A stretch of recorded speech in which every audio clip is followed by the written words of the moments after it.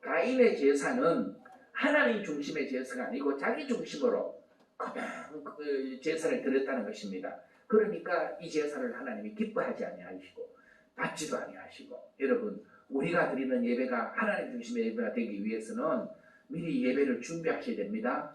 하나님, 내일 하나님 앞에 가서 드리는 예배가 하나님 나의 예배를 기뻐 받으시기를 원합니다. 그래서 미리 마음도 준비하고 또 몸가짐도 준비하고 옷도 준비하고, 옛날에는 우리 믿음의 선배들은 예배당에 가서 입을 옷을 따로 준비해가지고, 그때 뭐 요즘처럼 옷이 많았습니까? 이 옷 좀 많습니까? 그런 옷도 없는데 그 옷을 깨끗하게 어떻게든지 해서 그렇게 입고 가려고 하고, 헌금 드리는 것도 어떤 분들은 막 구겨진 돈이면 다림질을 해가지고 이렇게 해서 그 하나님 앞에 드리려고 하는 정성이지 않았습니까?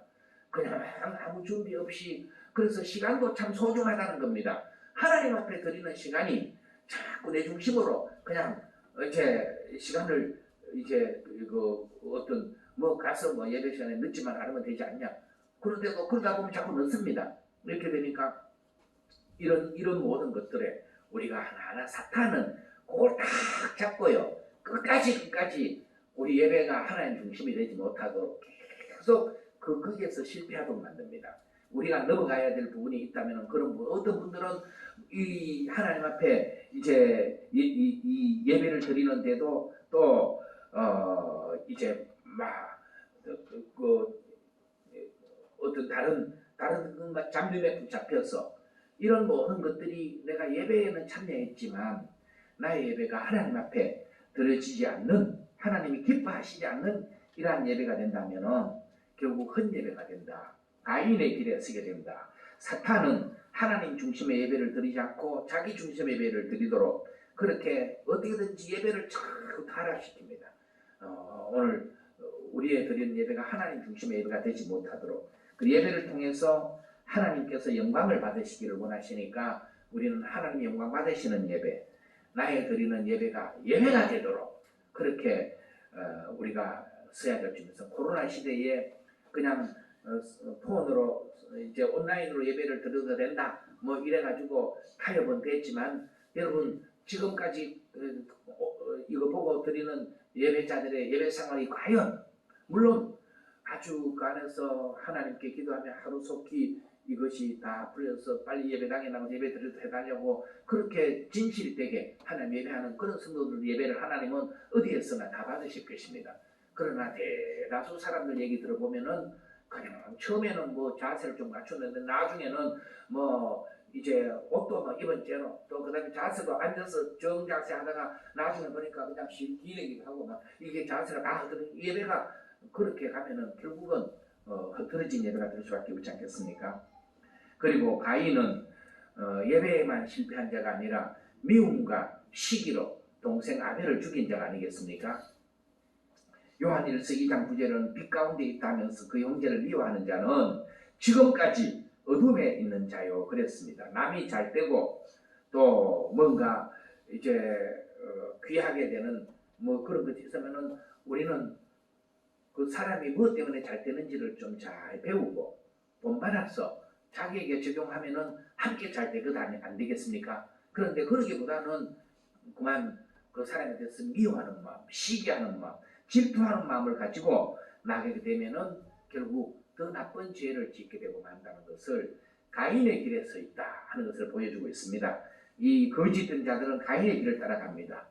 그리고 또 발람의 어그러진 길을 따라간다고 그랬습니다. 발람은 민수기서 23장, 24장, 25장 여기 쭉 길게 기록되어 있는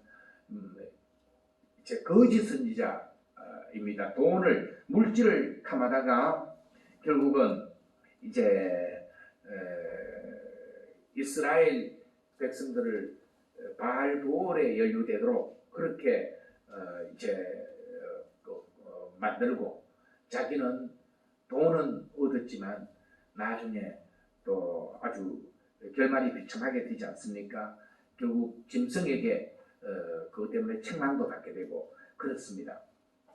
이게 성경에 보면은 베드로후서 2장 15절에 저희가 바른 길을 떠나 미혹하여 보올의 아들 발람의 길을 쫓는도다. 그는 불의의 싹을 사랑하다가 책망을 받았다고 그렇게 기록하고 있습니다. 불의의 싹. 그래서 우리 하나님의 백성들에게는요, 물론 우리 성도들도 세상 살아가면서 돈이 얼마나 필요한 것이고 돈이 얼마나 좋지 않습니까? 돈이 우리에게는 다 중요하고 물질이 좋은 것이지만은 돈 때문에, 물질 때문에 신앙의 손해가 되면은 이거는 엄청 문제가 되는 것입니다. 그래서 우리는 하나님께서 이 부분을, 하나님은 어쨌든 우리를 살리시는 하나님이십니다. 우리의 영과 육의 모든 삶을 공급해 주시는 하나님은, 필요한 것을 공급해 주신 분은 하나님이십니다. 여러분, 거기에 주님께서 말씀하셨잖아요. 우리가 하나님의 자녀일진데 무엇 먹을까, 무엇 마실까, 무엇 입을까 염려하지 말라고 그랬습니다. 그것 때문에 괜히 자꾸 염려할 필요 없이 우리는 이미 하나님 앞에 내 삶을 맡겨드리면 하나님께서 다 책임지십니다. 어차피 우리가 돈에 애착을 가지고 욕심을 가지고 모으고 자기를 위해서 쓰지도 않고 그래봤자 다 쓰지도 못하고요. 어느 날 부르시면 그냥 다 놓고 가야 되는 것이 이 세상의 물질이 아니겠습니까? 우리가 물질에 매여 그렇게 살 필요가 없다는 것입니다. 오늘 주신 것 가지고 하나님께서 필요하게 하시는 곳에 사용하고 또 그걸 갖다가 누릴 거 누리고 우리가 가족들이나 또 선한 일이나 우리가 그렇게 살아가는 것이 지혜로운 삶이지, 돈에 매여서 돈의 욕심 따라서 그렇게 적당히 그냥 살아가면 되는 것이지, 무슨 LH 사건에도 이번에 보면은 전부 그 돈 욕심 따라가다가 거기에도 뭐 수많은 또 뭐 기독교인들도 포함되어 있었지 않습니까? 그들이 얼마나 후회하지 않겠습니까? 결국은 그것 때문에 무슨 자기들이 복을 누리는 거 아니고 욕심을 따라가다가 보면은 결국은 그런 화를 당할 수밖에 없는, 그 끝은 결국 화가 된다는 것입니다. 그렇기 때문에 우리는 그저 나의 보물을 하늘에 쌓으려고 하나님 앞에, 그래서 그렇게 하나님 중심의 삶을 살아가면은요, 하나님 내 마음에 기쁨과 감사와 평안과 소망과 은혜를 넘치도록 부어주십니다. 이게 행복한 삶이 아니겠습니까?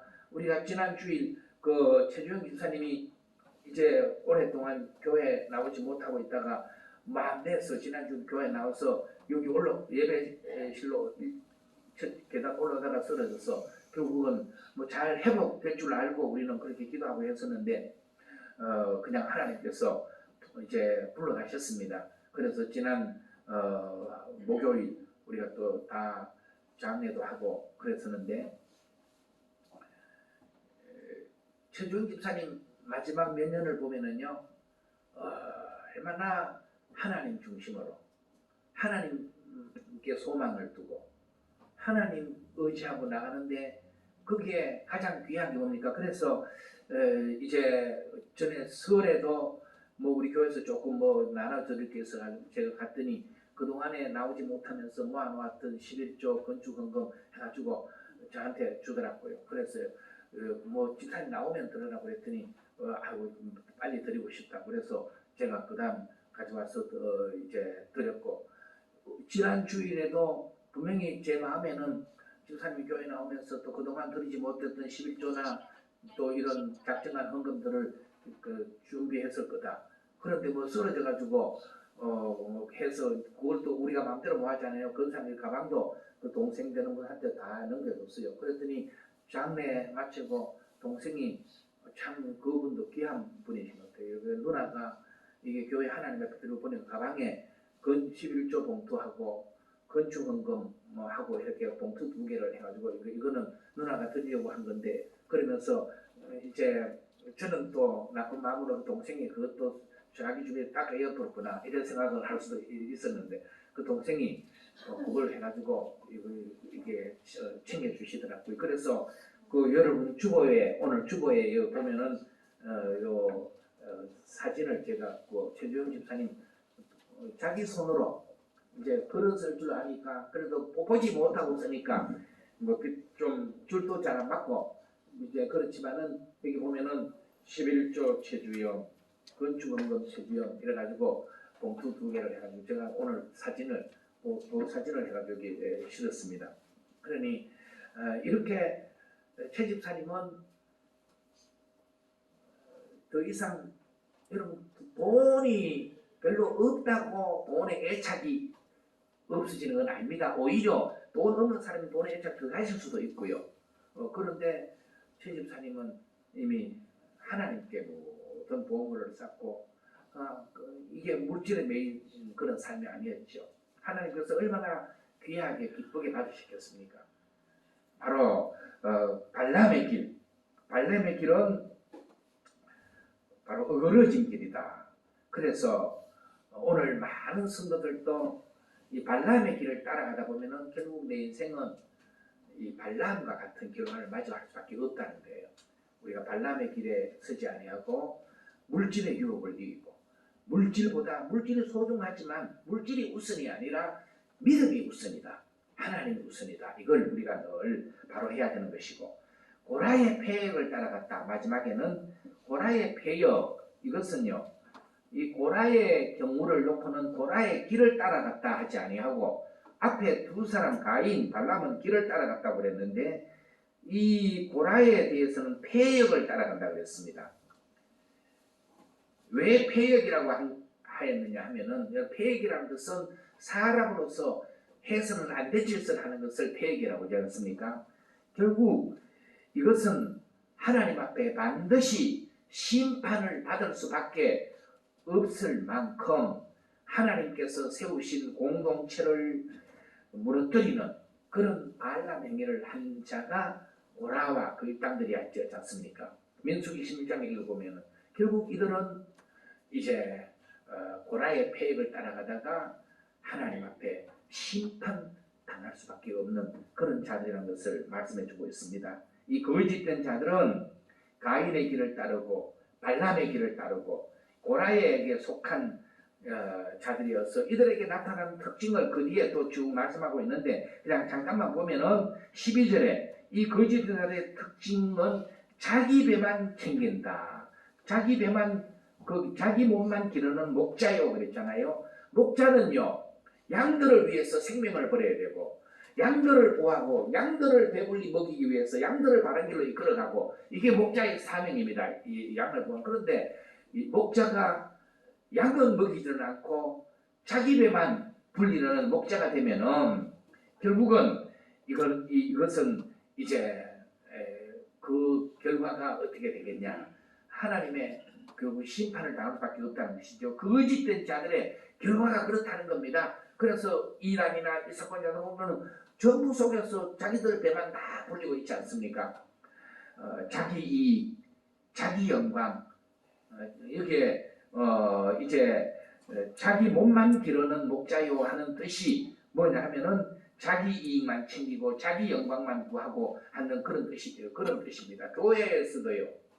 교회야 어떻게 되든지 말든지 또 하나님의 영광이야 뭐 떨어지든지 말든지 그건 생각하지 않고 자기 입장, 자기 체면, 무슨 자기 영달만 추구하는 이러한 사람이 된다면은 결국 이거는 여러분 그 열매를 보고 그들을 알라고 그러지 않습니까? 그렇기 때문에 참 신자는 결코 이러지 않습니다. 참 믿음을 가진 사람은 바로 어떻게든지 먼저 교회를 챙기고 또 먼저 교회를 걱정하고 먼저 하나님의 영광을 이제 구하고 그러기 위해서는 자기가 고난당하려고 하고 어떤 자기 주장을 내려놓으려고 하고 그래야 그 공동체가 바로 세워져 가기 때문에 그렇게 양보하고 이러면서 하나님의 교회를 교회되게 이렇게 세워가는 이런 사람이 참 믿음의 사람인 줄 믿습니다.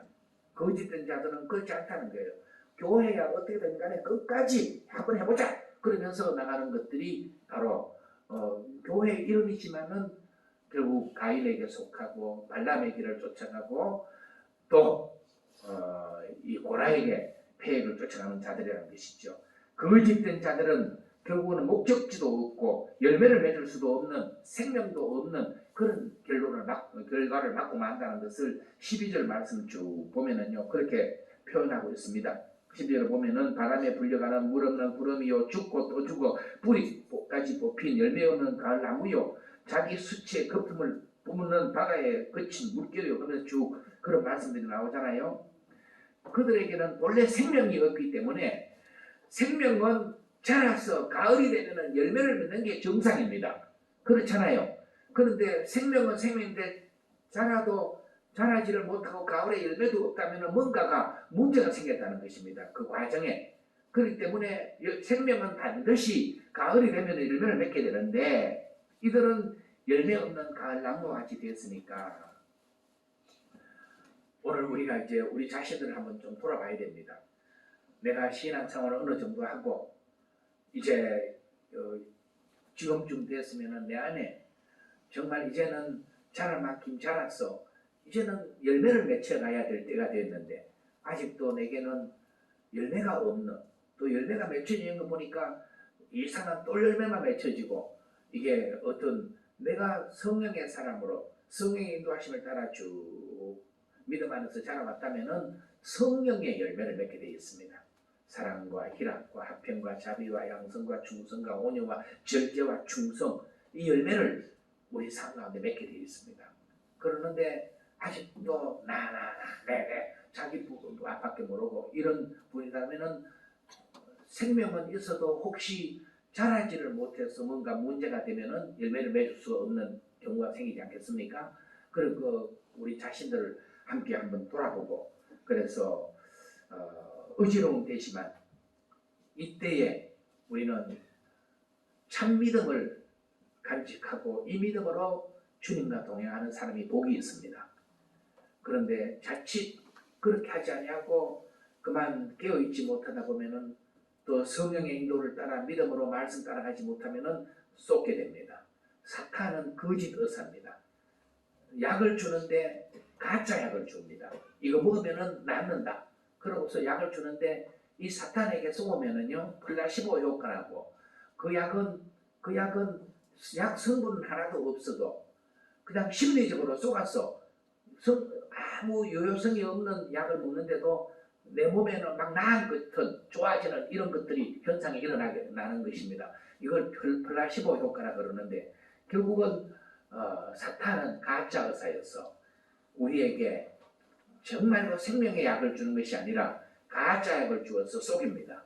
결국 언젠가는 그 의사 말만 듣고 그 약만 먹다 보면은 결국은 이제 온전하게 우리가 살아갈 수가 없는 자리에 빠지지 않겠습니까? 오늘 이 시대를 잘 좀 분별하면서 시대가 악한 때라는 걸 아시고 우리는 참 믿음으로 승리자가 되기 위해서 거짓된 자들의 특징을 잘 좀 살펴서 자 살펴보십시오. 가만히 들어온다. 또 경건하지 않다. 그 다음에 예수 그리스도를 부인한다.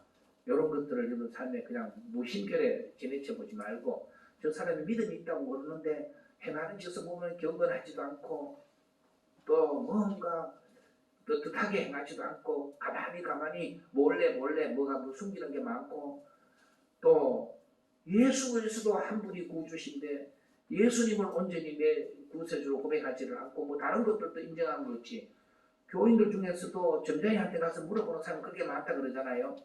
그렇게 해서는 안 된다는 거예요. 내가 한번 마음 작정해서 하나님께 예배하기로 하나님 말씀이 작정해서는 하나님만 의지해야 되지 뭘 그래야 하나님이 복을 주시지 그저 여기 가서도 빌고 또 뭐 조상에게 제사도 지내야 복 받는 줄로 생각하고 이러면은 안 된다는 것입니다. 그렇기 때문에 우리가 오직 예수 그러면서 가인의 길을 가고 있는지 발람의 길 물질에 너무 매여 있는지 나의 예배는 어떤지 또 지금 그가 오라같이 교회가 어떻게 되든 하나님의 영광이 어떻게 되든 자신만 그냥 교만해서 내세우려고 하는 이런 자들인지 이를 잘 분별해서 우리는 하나님 앞에 참 믿음으로 하나님이 인정하시는 하나님이 우리를 통하여 기뻐하시고 귀한 일들 이루어가는 그런 복된 성도로 세워질 수 있기를 주님으로 축복합니다.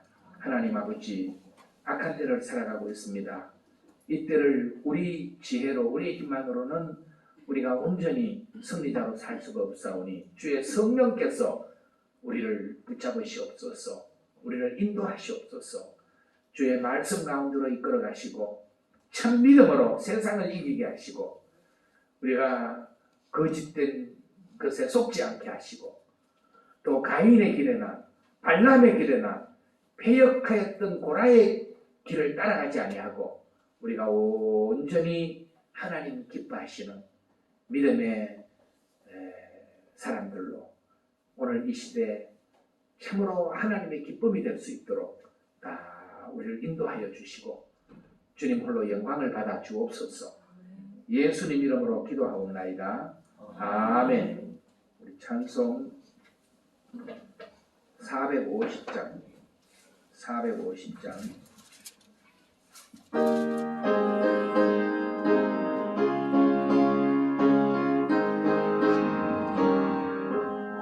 내 평생 소원 이것뿐 주의 나라가 이 세상 이별하라 주 앞에 가리라 꿈같이 헛된 세상에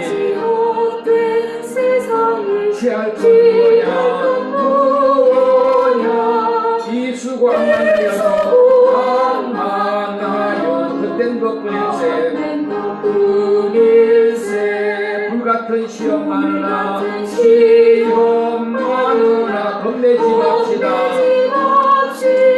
이 구주의 권능 크심이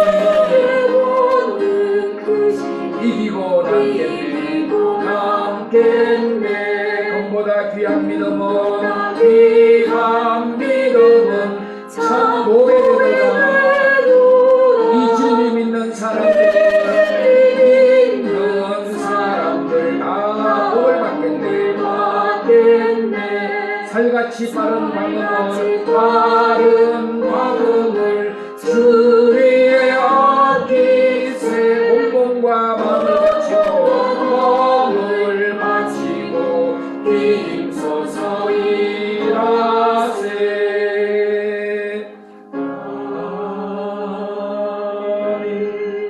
하나님 아버지, 오늘도 이제 봄 기운이 환해가는 이러한 때에 우리가 하나님의 은혜를 구하며 또 주 앞에 마음과 뜻과 정성 모아 함께 예배드릴 수 있게 해주시니 감사합니다. 우리의 예배가 하나님께서 기다리시는 예배, 참으로 하나님께서 기뻐하시는 예배, 하나님께서 한량없는 은혜와 복 주시는 예배가 될 수 있기를 원합니다.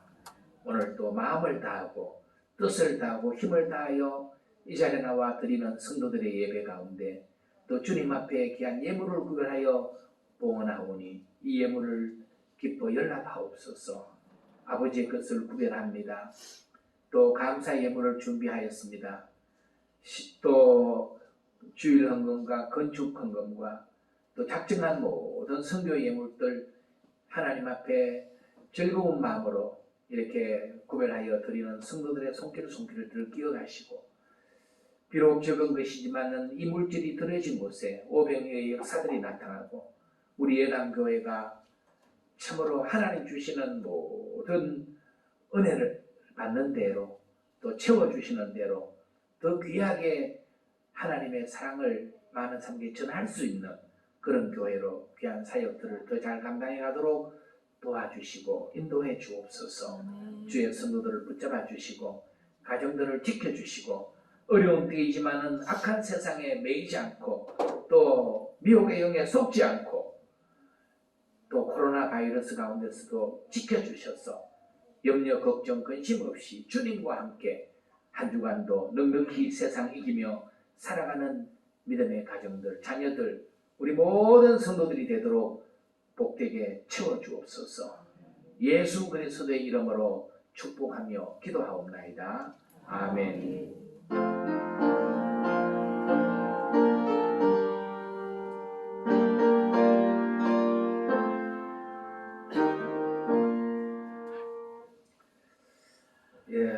교회가 특별히 좀 계속 하는 행사들은 없어서 광고할 것들은 별로 없고 뭐 지난 주간에 보니까 우리 이해전도에서 돈가스를 만들어서 이제 좀 나눠드리려고 하는 것 같은데, 혹시 연락 못 들으신 분들은 우리 이해전도에 누구에 연락하면 됩니까? 윤태순 권사님이나 뭐 김민아 권사님이나 손태우 권사님이나 안명환 권사님이나 되는데 연락해 주시면은 그렇게 이제 준비해서 그 나누기로 한다는 그런 정보가 있습니다. 그리고 이미 다 아시고 또 함께 참여하시고 하셨지만, 우리 최정은 집사님이 3월 9일 하나님 부르심을 받아서 11일 날 장례를 잘 마쳤습니다. 이제 뭐 그동안에 또 우리 함께 믿음 생활하다가 하나님 앞에 부르심을 먼저 받은 성도들이 꽤 여럿이 되는데, 이제 참 우리가 한 분 한 분 이렇게 생각하면서 또 오늘 우리 믿음의 길을 함께 잘 달려갈 수 있기를 바랍니다. 성경도 주보를 참조하셔서 계속 쭉 읽어가시고, 오늘 마치고 내려가시면은 오늘 떡은 이제 지난 이제 시립 할당장에서 모든 순서 끝내고 또 아침 일찍 시작해서 우리가 뭐 아침도 안 먹었다고 또 상가집에서 이제 식사라고 봉투를 하나 주시더라고요. 그래서 보니까 우리 권사님들이 참 또 착해요. 누구 닮아서 착한지.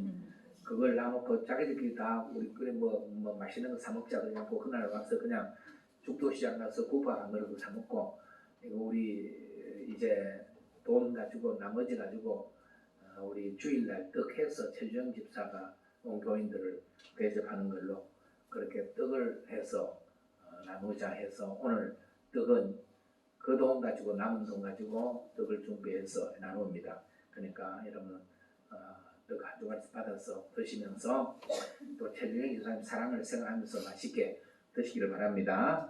네, 일어나셔서 마침 찬양 부르고 예배를 마치도록 하겠습니다.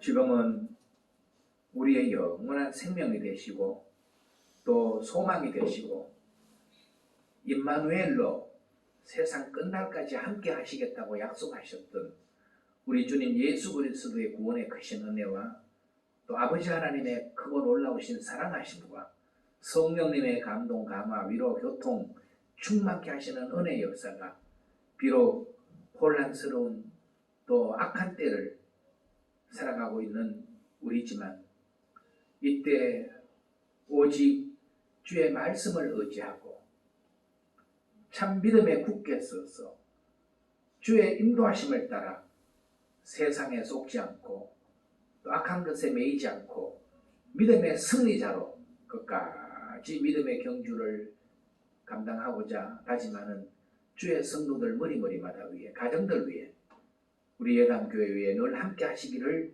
축원하옵나이다. 아멘.